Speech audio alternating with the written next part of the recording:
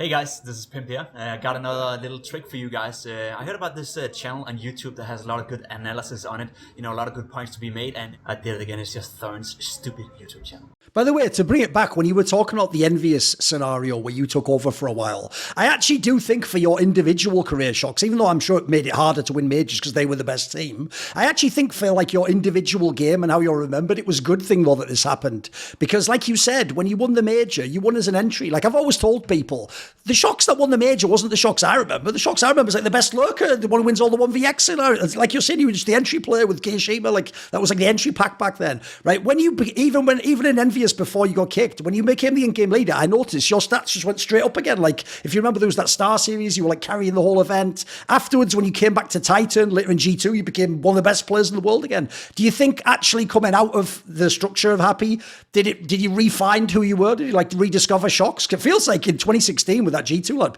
you had like a renaissance. You went right back to your top level, right? Yeah, totally. The thing is, remember that I didn't want to be an entry. I did it for the team.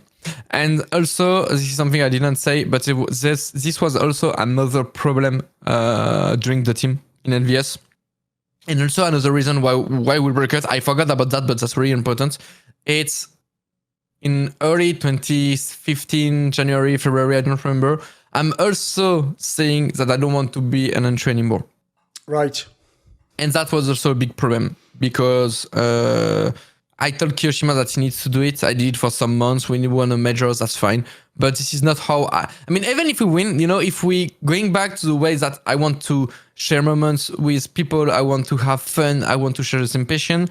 Yes, I won, but during all my time as an entry, I was not enjoying the game as I was for the few years before. And I wanted to find it back because honestly, dying every round after 20 seconds and just looking other people playing for 1 minute and 30 seconds and just sitting in my chair, man, I want to play the game. I don't want to die every 30 seconds and I just want to watch you. I want to play, you know? And so that was also like another problem. So yeah, after when the kick comes up and I'm going to G2 and all of those other stuff, I'm actually can find more the way of how I like playing CS on an individual note. Do you actually think in 2016 were you as good as you ever were? It looked like you were at the top level. Oh yeah. I think 2016 is probably one of my best year for sure. I mean, there was everything.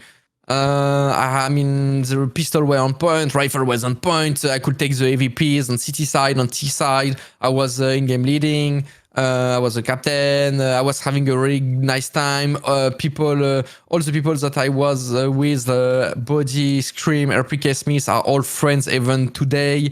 They were always invited to my wedding. Like, you know, so it was honestly probably one, if not the best team I had in my world career.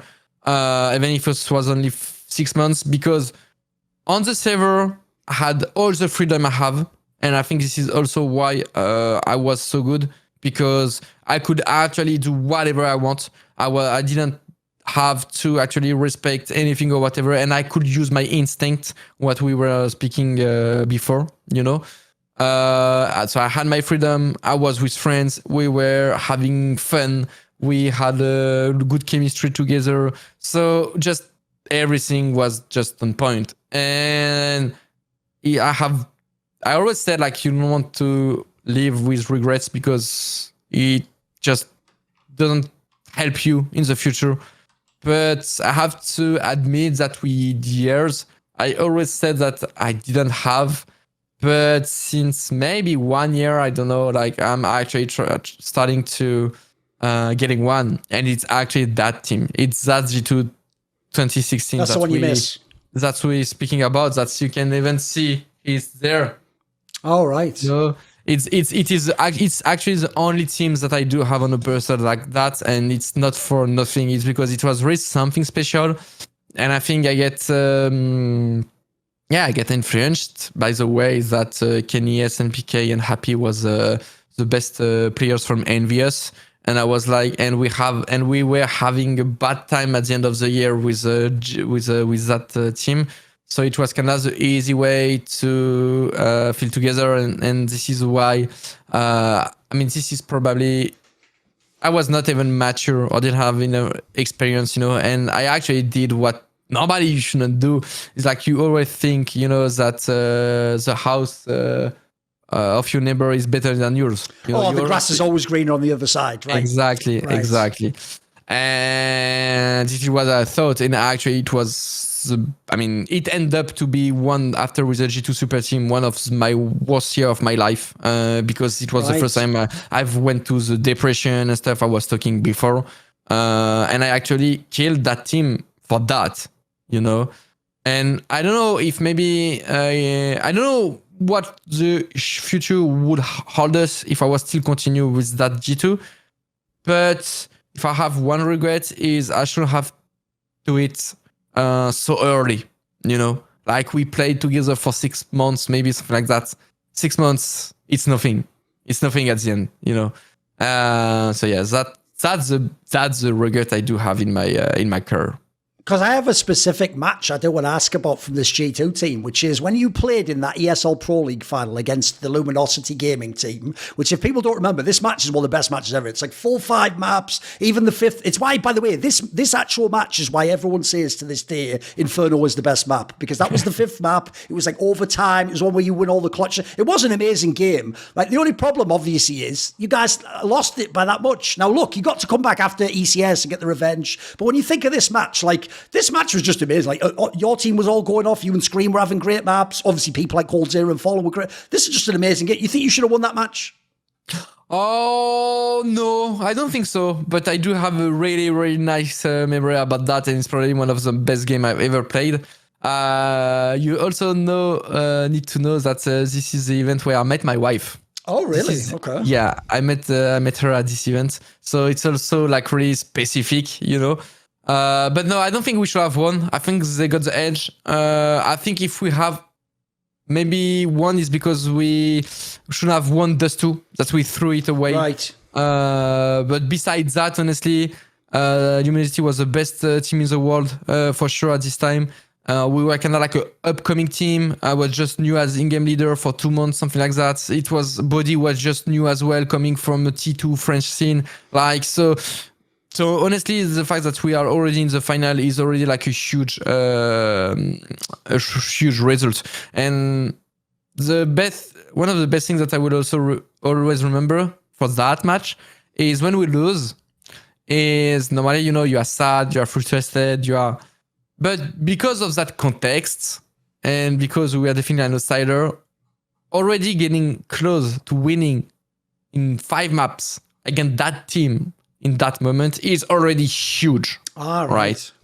And what I do is when the match is finished and we play for more than 5 hours, so we are totally exhausted and the brain is starting to it can't work, so it's really hard, And we are just doing like a huddle. I'm telling them to come to do a huddle.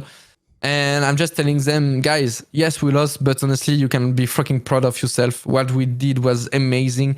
They won today, but that's fine. We'll see for the other one. But right now, I don't want you to be sad. I don't want you to be mad or whatever. It was so close that we could have won it. It's not today. It will be another day. But be really proud of what you did. And please, please get your head like on top when you're gonna walk, because you can be proud. Don't be sad, And it's probably the first and ever time that I actually had an experience like that with a team when you are losing. You directly do a huddle together to actually it was really like emotion-wise, like really, really strong. And we're going back to the sensitiveness. Always going back to it. By the way, if people don't know, like I used to even say this on the analyst desk. That's one of the reasons why I got the sense you view esports differently. Because if I ever even listen to a post-match interview, like you're talking about, or pre-match, shox never says like Existence would, like, the way they were playing Banana, like shox is always like, right, the energy of the team wasn't up, or we didn't have the right feeling. It sounds to me like you have a very keen sense of your own mental state when you play the game, and it needs to be at a certain place, right? Yes, totally. Because I feel like, and also with my experience, honestly, and even with the last few years, for example, with Vitality, yes, having a good playbook is important. Having good tactics is important. Having a good preparation match is important. But nothing is close to actually having a good mood in a team. Talking about the importance, because you can have the best playbook, you can have the best tactics, you can have the best preparation. If you don't have a good mood, the good team spirit during the game in the present, you will lose. But you don't have the best playbook. You might be lacking of solutions. You might be lacking of new things, or even preparation was not the best. But if you're coming to the match with the best moves together, with a good team spirit, you can win. So this is a difference maker. This is a difference maker. So that's why I know for a fact that since years that it's a true thing, you know. And if we're talking about the CS nowadays, in my opinion, this is why Vitality is really good, because they do have that cohesion and that team spirit that we actually speaking about. You know, they had it with the Danes. You can see with Spinks and Flamesy that they do also have it right now as well. And I don't know, I can feel these things. And even if you look at, for example, the outsiders coming from some tournaments, if you look at Gamer Legion at the Paris Major, or even Apeks, like teams like that you don't expect. And yes, I'm not saying they're playing bad or whatever, but at this moment, at this period, during an event, during a match, you can see in their body, you can see in their language that they are connected. They are in the same thing, and whatever can happen, they are together. And this is what makes a good team like an excellent team. And this is the harder thing to actually reach, because it might sound easy, but it is definitely not. Yes. Right, one player I want to ask about, you referenced him earlier because obviously he was a famous Source player too, with Scream, the Belgian player. Now here's the question I have, shox. It's funny because to a casual fan like someone on HLTV forums, they would say like, he fell off years ago, you know, he's not good anymore. But I can tell you, dude, if you go and watch him now in Valorant, his aim is still insane, mate. He's still got the craziest tracking aim. It looks like he never misses basically. But people know he had years where sometimes his stats weren't that good. So my question is this, I actually think that team you played in, the 2016 G2, that might have been his best year ever, dude. He was also really fucking sick this year. What would you say, because you were his in-game leader, what does Scream need in a team for him to shine? I think in a way he's kind of like me. He needs freedom. He needs good energy, good vibes, good mood, and a lot of confidence. He got the talents, that's for sure. No one can doubt about it. But this is what he needs. And the thing is, if he's starting to get into a role where he can't do anything, he can't play within instinct, he can't overpick, or he need to think about something or whatever, this is not going to be the best Scream. And I think in 2016, this is something we managed to do really good in a team, because he was really finding himself in a good place, either outside the server, because as I was saying, we were friends and he was really comfortable with us and we were having a lot of fun. And inside the server, like we were almost like never telling him anything. I know that Smith sometimes was telling me like he was overpicking and in anti-ecos, and sometimes he was losing his M4 and we was losing an ecos against because of him in a way. And I told him like, I know you are right, but I'm not going to say it to him, and I'm never going to say it to him, because I know that if I say it to him, like his level during the game is going to drop off. So you have to accept that honestly, at the end of the day, 80% of the time, he's just going to destroy them in anti-ecos, and he's going to boost his confidence, and he's going to have a really good game. 20% of the time, yes, he will die. Yes, they will get this M4, and yes, we will lose this eco. But this is how it works. Like, there is no 100%. This is how Scream is, and this is how you want actually him to. You want him to be the best 80% of the time, you know. So you just have to accept that. So it's a really specific, I would say, player in that way, and you can't.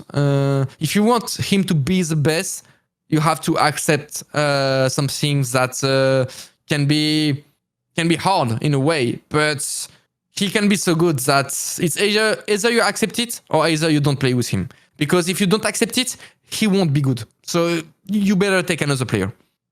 You said some of the problems earlier, so I think people now get a sense. But for a while, you know what's funny is all the fans on Reddit, shox, used to get really mad at all of us on the broadcast because we kept calling G2 the super team when you made this lineup. Like you said, you merged because their logic was, but they don't win all the tournaments. Like, why are they the super team? But first of all, like the term super team is when you make the team, obviously. It's like bringing all the names together, all the stars. The problem is on paper, like I said earlier, everyone the whole time was like, wait a minute, why don't Kenny S and shox just play together? You did it finally with this team. But as you pointed out, I mean, I get some of the idea and what was going on behind the scenes now. The actual results, like, look, even though you won a couple of tournaments, like a team like that on paper should win everything, right? Yeah, totally. Also, when we meet together, we know we can do something good, but we definitely don't like the fact that people are calling us super team. We are not calling ourselves like that. We haven't seen that in interviews that we don't like that, because it's actually putting us an extra pressure on our shoulders that we don't want to have.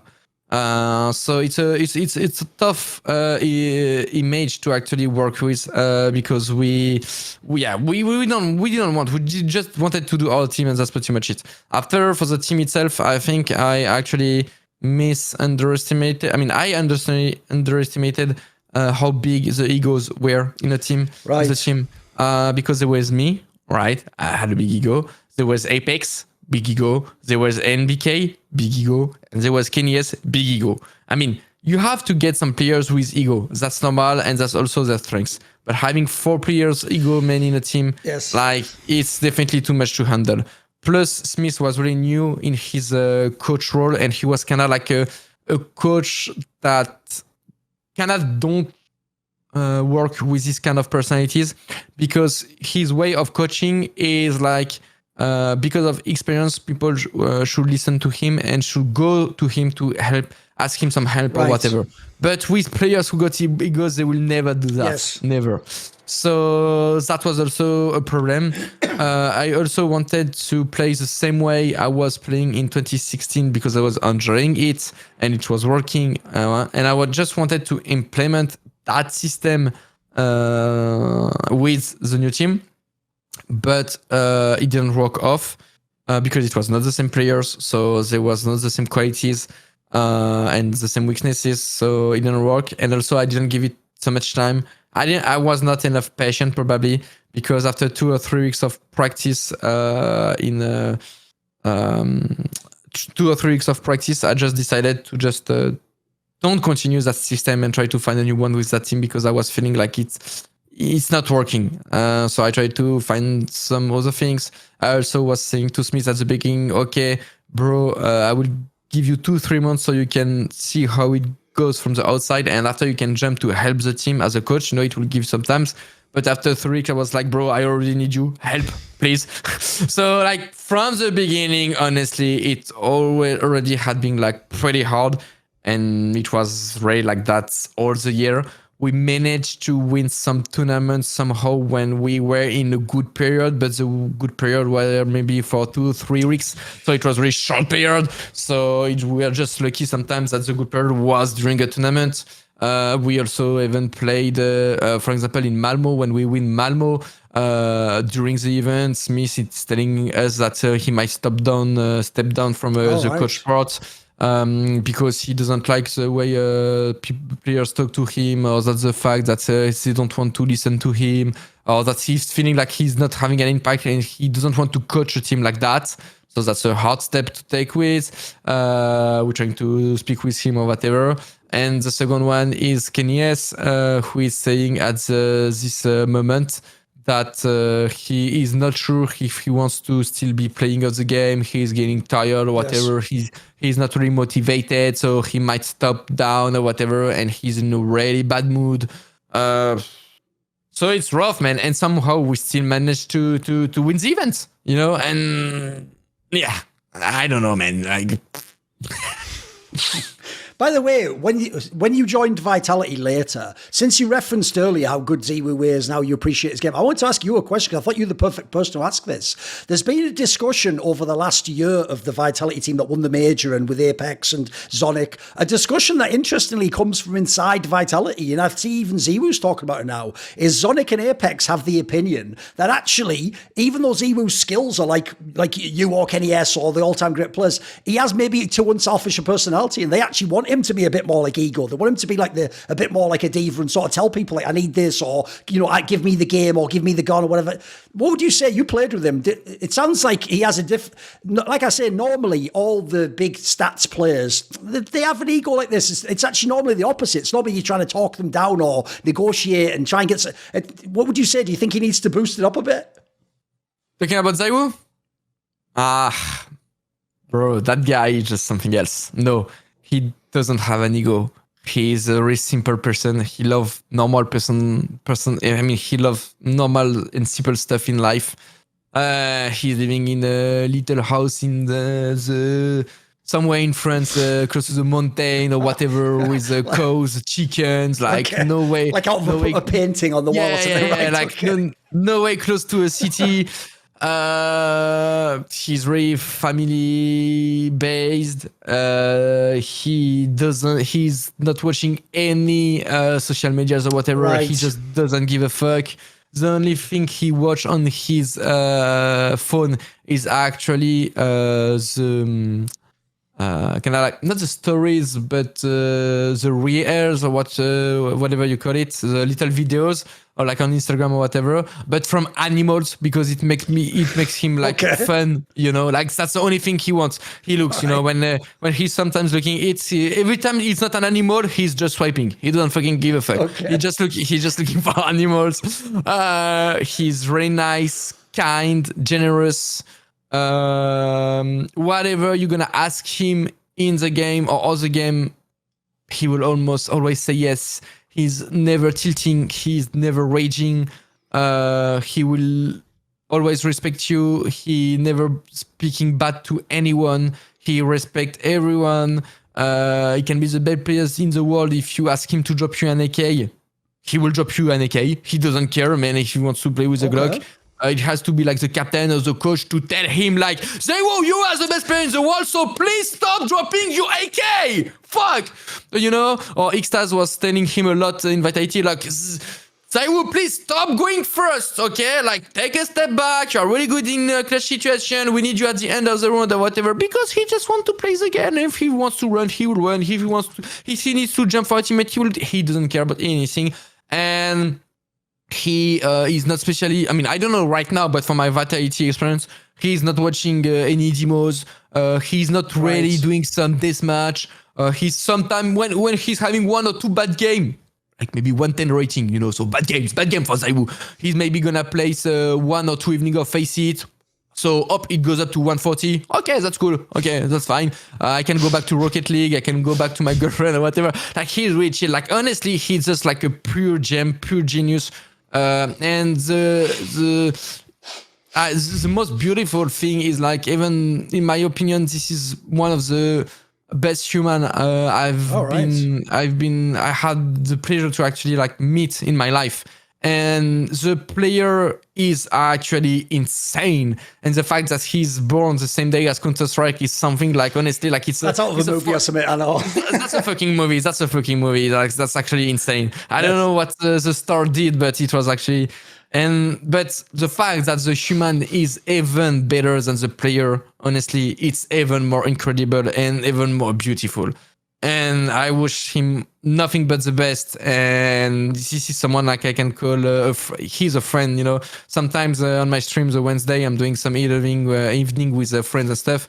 And sometimes I ask him, but I don't want to ask him too much, you know, because I know I've been there. I know he's traveling a lot. It's hard with the schedule and stuff. And last time, like 2 or 3 weeks again, like I've been calling her for some stuff. And he was telling me like, but bro, like you didn't tell me about Wednesday or whatever. And I told him like, yeah, but I know you schedules, it's hard and stuff.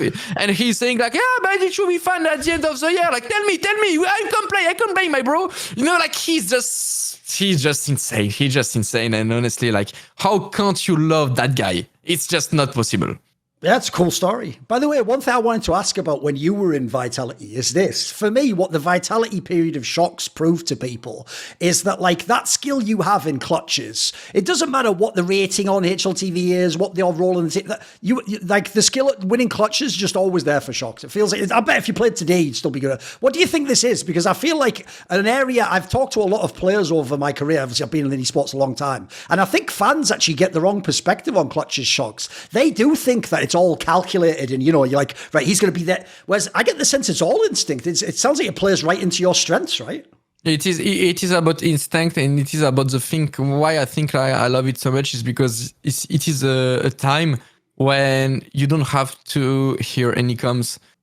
You don't need to actually listen to anyone. You don't need to actually think about what are you gonna do in the round later. Like maybe, okay, you see the brother, maybe he's at 2A, I need to pressure B a lot. I need to give them some pace. Maybe I'm gonna take my timing in 10 seconds, maybe 5, whatever. No, when you're in clutch, everything just goes out. The calm is there in your headset. You don't think about anyone. You don't think about your teammates, about whatever. There is only you and the enemies. So I feel like I'm feeling the games is simple because you don't have to play with someone next to you. And playing with someone, with a teammate, playing with someone, it can be on CS, but it can be in the basketball, on the football or whatever. Like having to play with someone is not something easy, you know? And I'm feeling like being alone and just having to focus on yourself and on nothing else and just let your instinct goes. I don't know. I just like it. I love it, and I feel like it's actually easier in my opinion. But maybe it's only me. I don't know. One of the things that makes your career quite unique is you obviously played a long time. You played all of CSGO and you were at the top at the beginning. So I feel like I can also ask you this question. I want to ask about some of the modern day stars. So you referenced him in earlier.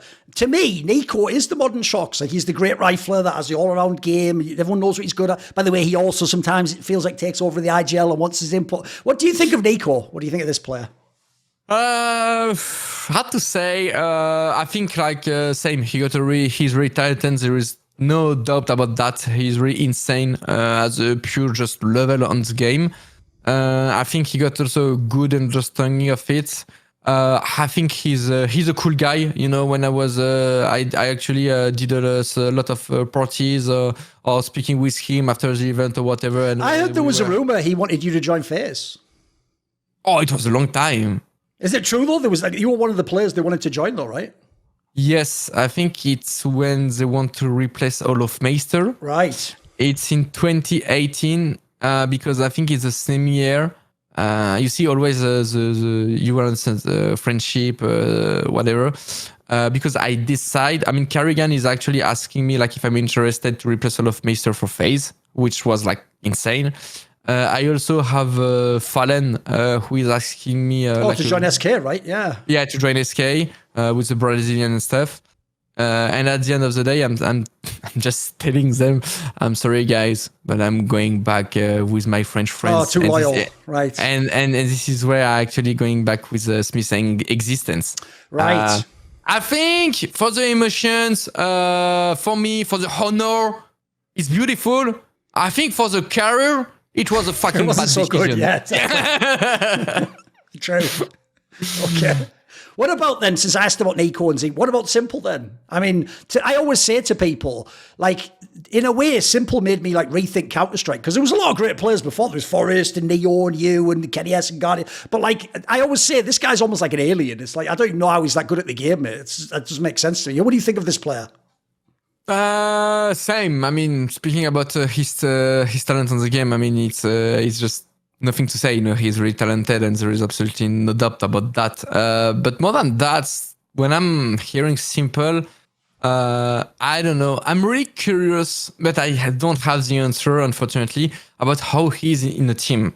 Right. Because some people are saying he's toxic, for example. I won't judge him. I have no ideas. I never played with him. So what can I say?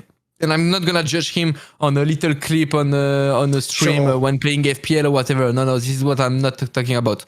So I don't know. And his past teammates, his past coach, never really speak also about that. Maybe they're avoiding the question. I have no ideas. But I don't know. And I'm really curious. Because in a way, like, is he like, as you were saying, like that guy is like a bit like me in the past with his ego because he's good, that can be maybe tilting in game, but only in game, because honestly outside the game I spoke with him a lot of time at events or whatever, and he's super chill. Yes. Super chill. He's a very reflective person, if people don't know. Yeah, super nice. He's calm, like you can speak with him about anything. He even looks kinda shy, which is like funny. And when it comes to a server, you feel like he's not shy at all, and he's like becoming Hulk, you know? But outside the server, bro, he's really chill. So I don't know. I'm just curious about how he's in game, because for me, it's what will make him the difference about being an insane player but a bad teammate, or being an insane player and a really good teammate as well. You know, but I don't know. I thought the way I could summarize the last teams you were in, Team Liquid, Apeks, even the Nakama one, is before you made your own team again, you tried, like a lot of players, like it's the way it is in CS now, everyone calls it international. Like obviously even Vitality's international. They have the Israeli players, the Danish players. It feels like just you specifically, that move wasn't really the right one for you. I mean, you've described that story earlier in Team Liquid. Like, in that scenario, what you're describing there isn't that, like, they're bad guys, or it's a culture difference. Like, to them, like you say, they were just sort of like, whatever, it's just a game, we'll win the next one. To you, that was life and death, that you had to qualify for this event. It sounds like, to me, the French people, you need French players around you because you need they understand you to some degree. Would you say so? Compared to the international teams? I don't know. Maybe you might be right. I don't know, because with Apeks, I mean, with Liquid, honestly, it came to a point where we were starting to understand each other. Even if at the beginning it was really rough. But Liquid, it was just about the schedule-wise. That it was just possible for me. Unfortunately, honestly, because I was loving the guys, I was loving the organization. Right. So it was hard. There were some bad moments, but there was a lot of really cool ones that I will be cheering for the rest of my life, honestly. It was a really insane experience. And I wish nothing but the best with Liquid.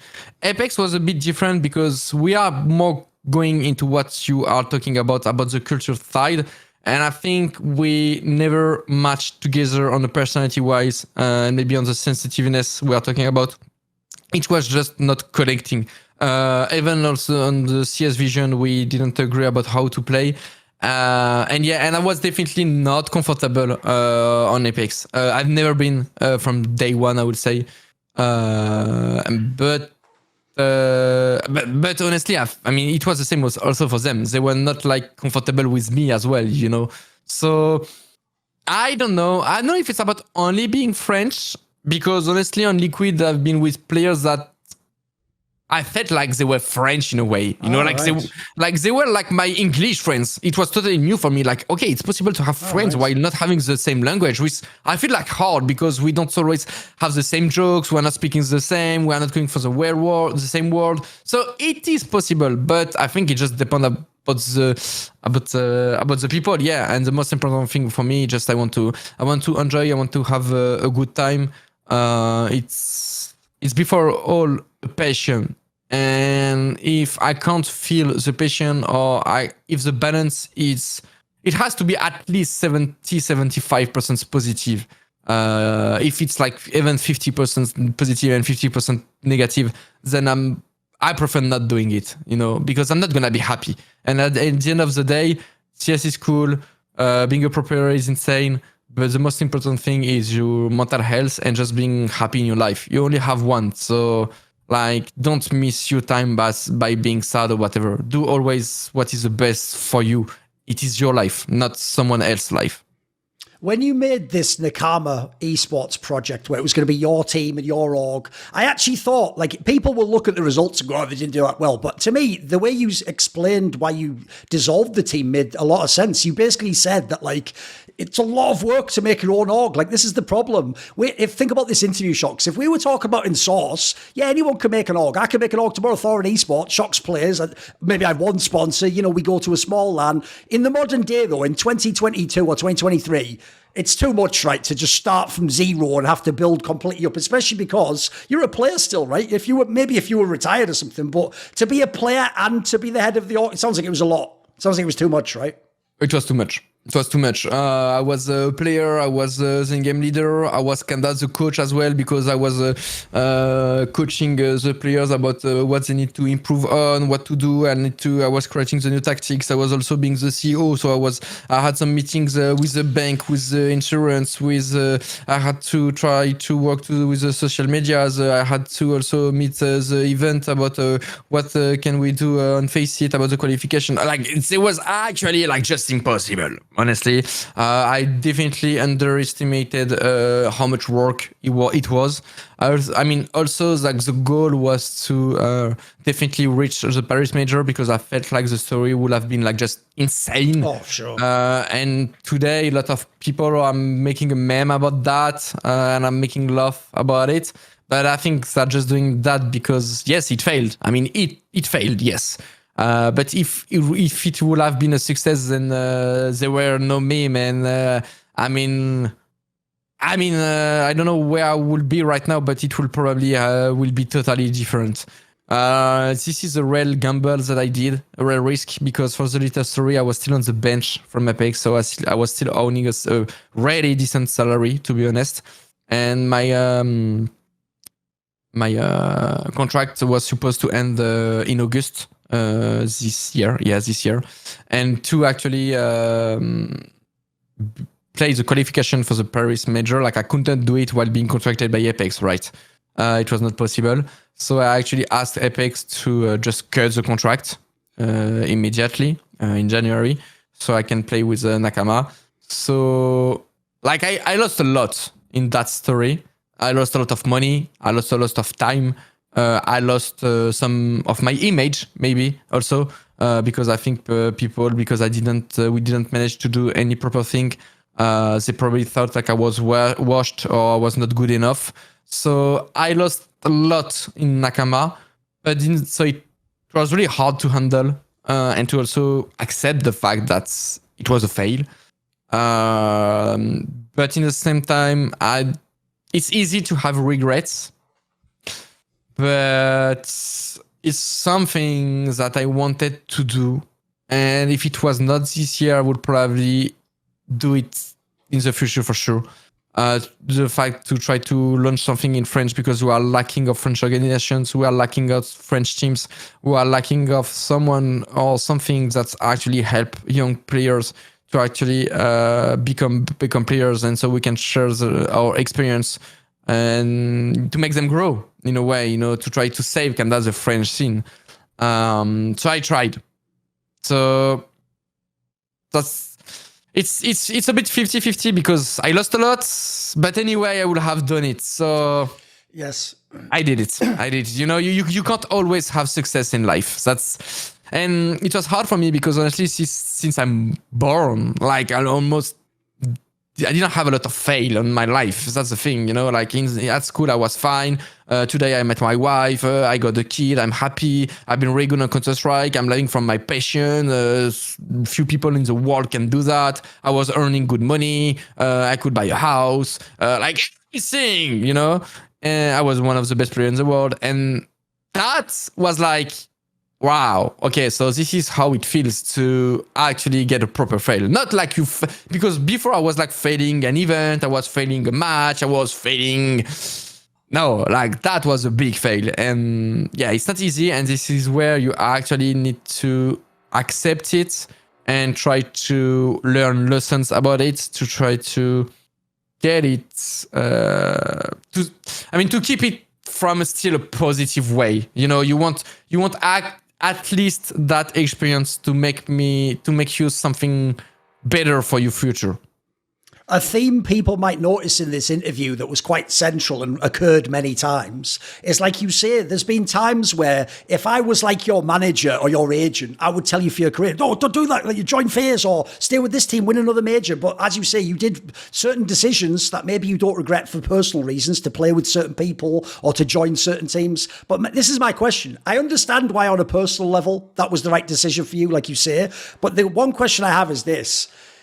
Don't you think shox should have won more CSGO majors? Like, if you look at your resume now, there should be a couple more there, right? Yes, but not with the same. path of the career, if that makes sense. You know what I mean?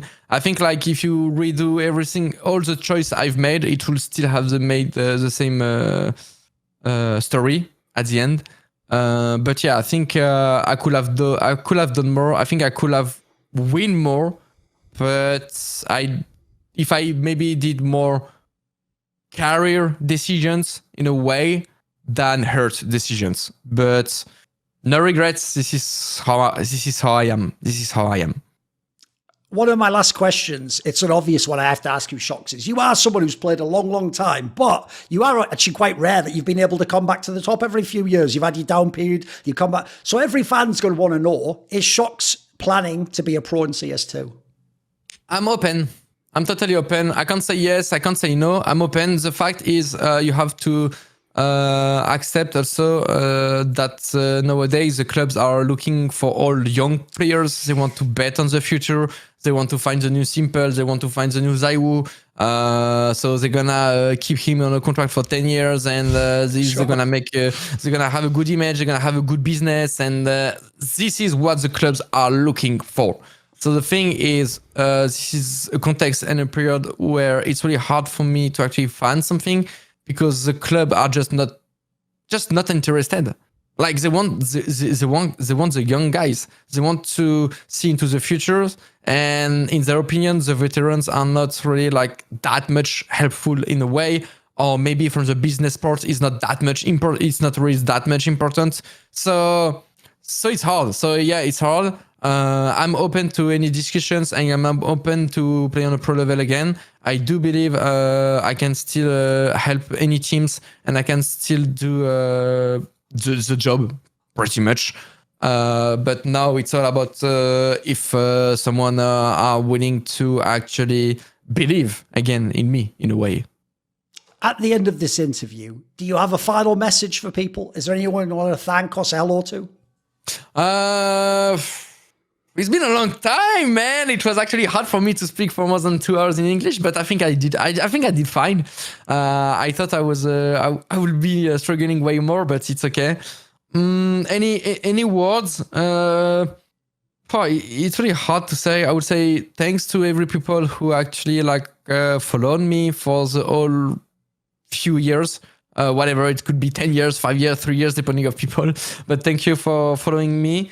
I hope that you're gonna enjoy what you're gonna hear, and maybe it might maybe make you know a bit more about me. But one last thing is really take care of yourself. I mean, life is too short, and I have to say that's a lot of. Maybe I was paying too much attention about that, because honestly, traveling for more than 10 years all over the world, time flies. Honestly, time flies very go fast. So try to don't have any regrets in your life. Enjoy it as much as possible. And if you want to actually, if you have dreams, do whatever it takes to try to reach them.